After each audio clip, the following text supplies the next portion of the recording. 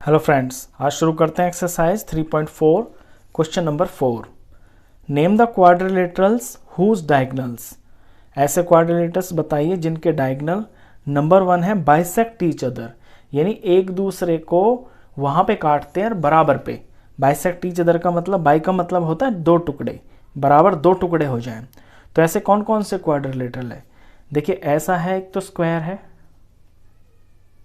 Square क्यों है? जैसे ये स्क्वायर है, ये इसके दो डायगोनल्स हैं, तो जहां ही कटेंगे ना आपस में बराबर हो जाएंगे, इसी को बोलते हैं बाइसेक्ट। ये इसके इतना टुकड़ा इसके बराबर होगा, इतना इसके बराबर होगा। Number 2 rectangle. रेक्टेंगल के भी डायगोनल्स एक दूसरे को बराबर पे काटते हैं। जैसे ये एक रेक्टेंगल है, ये इसका डायगोनल है और ये इसका डायगोनल है, तो इस पॉइंट पे दोनों के दोनों कट गए, तो यहाँ से यहाँ वाला पोर्शन और इससे इस वाला पोर्शन, ये दोनों आपस में बराबर होंगे। इसी तरह से ये इतना पोर्शन और यहाँ से इतना पोर्शन, ये आपस में बराबर होंगे। इसे बोलते हैं बाइसेक्ट, दो बराबर टुकड़ों में बट जाना। नंबर 3 पे होगा रोम्बस। रोम्बस भी एक ऐसा क्वाड्रिलेटरल होता है जिसके डायगोनल्स आपस में बराबर पे कटते हैं। ये रोम्बस हुआ, ये एक डायगोनल और ये एक डायगोनल, तो ये जो बड़ा वाला डायगोनल है यहाँ से यहाँ तक का आधा और यहाँ से यहाँ तक का, ये बराबर होगा।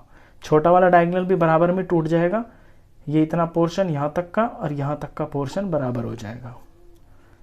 और ऐसा एक और क्वाड्रिलेटरल है, उसे बोलते हैं पैरेललोग्राम। पैरेललोग्राम के अंदर भी, जैसे ये पैरेललोग्राम है, ये इसका डायगोनल है, ये ऐसे डायगोनल है। छोटे बड़े तो हैं डायगोनल, लेकिन जहां कटेंगे ना एक दूसरे को आधा आधा कर देंगे, तो इतना इतना बराबर, इतना और इतना बराबर। तो ये 4 क्वाड्रिलेटरल होते हैं जिनके डायगोनल्स आपस में बाइसेक्ट करते हैं एक दूसरे को। Second, diagonals are perpendicular bisectors of each other. देखिए बाइसेक्ट तो होने ही चाहिए, आधे तो होने ही चाहिए, लेकिन परपेंडिकुलर भी होने चाहिए, यानी जहां पे वो कर रहे हैं ना बाइसेक्ट, वहां पे 90 डिग्री का एंगल बनना चाहिए। तो ऐसे यहां पे देख लीजिए आप, ऊपर वाले में ही एक तो ये स्क्वायर है, स्क्वायर के जो डायगोनल्स कटते हैं ना तो वहां 90 का एंगल बन जाता है। और एक है ये रोम्बस, रोम्बस के जहां डायगोनल्स कटते हैं ना वहां 90 का एंगल बन जाता है। तो एक स्क्वायर है और दूसरा रोम्बस है। थर्ड में कह रहा है are equal, diagonals are equal. किस किस के डायगोनल्स इक्वल होते हैं? डायगोनल इक्वल होते हैं एक तो स्क्वायर के होते हैं। देखिए स्क्वायर ये फिगर है, इसके जो डायगोनल्स है ना, ये इनकी लेंथ बराबर होती है, यहां से यहां तक, यहां से यहां तक, ये दोनों बराबर है।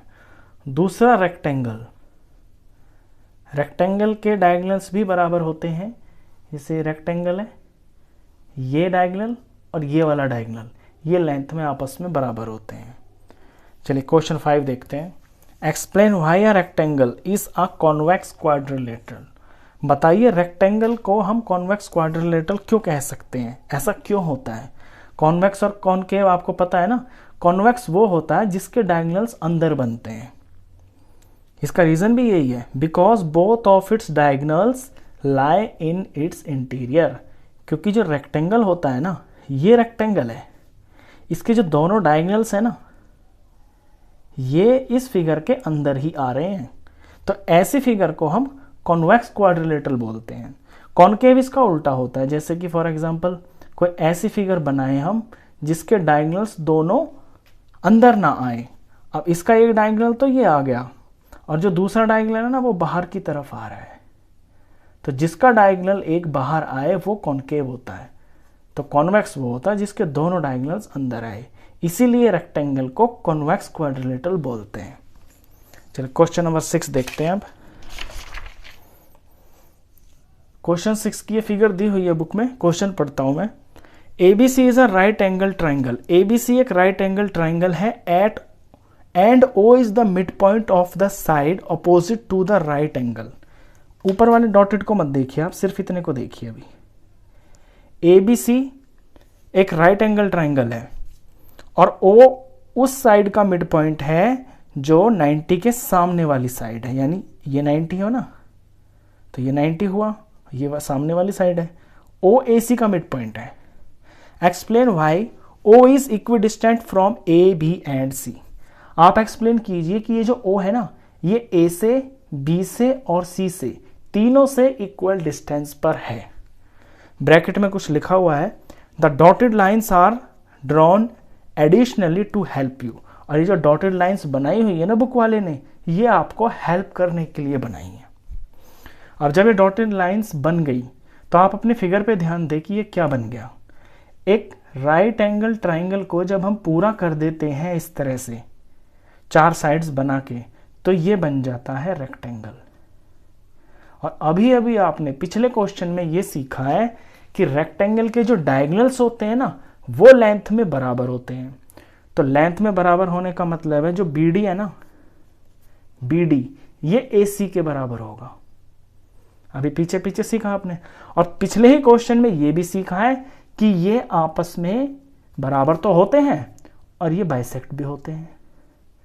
बाइसेक्ट का मतलब है इनके आधे आधे टुकड़े बराबर होते हैं।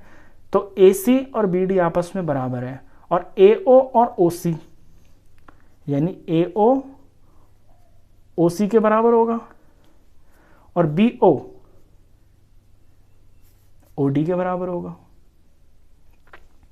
ये चारों ही तो आपस में बराबर हुए, BD पूरा बराबर, ये बराबर, तो AO OC के बराबर होगा, BO OD के बराबर होगा, और ये चारों आपस में बराबर होंगे।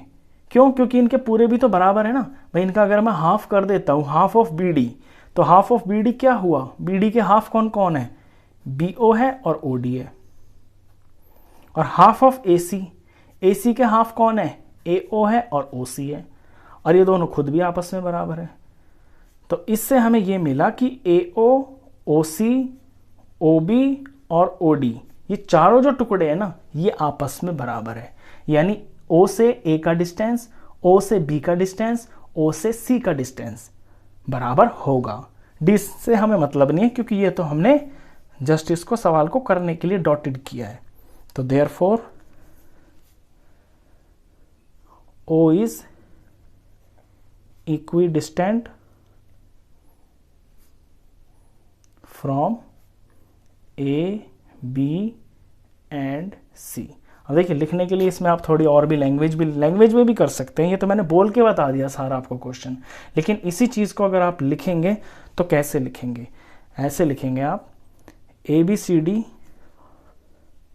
Is formed a rectangle.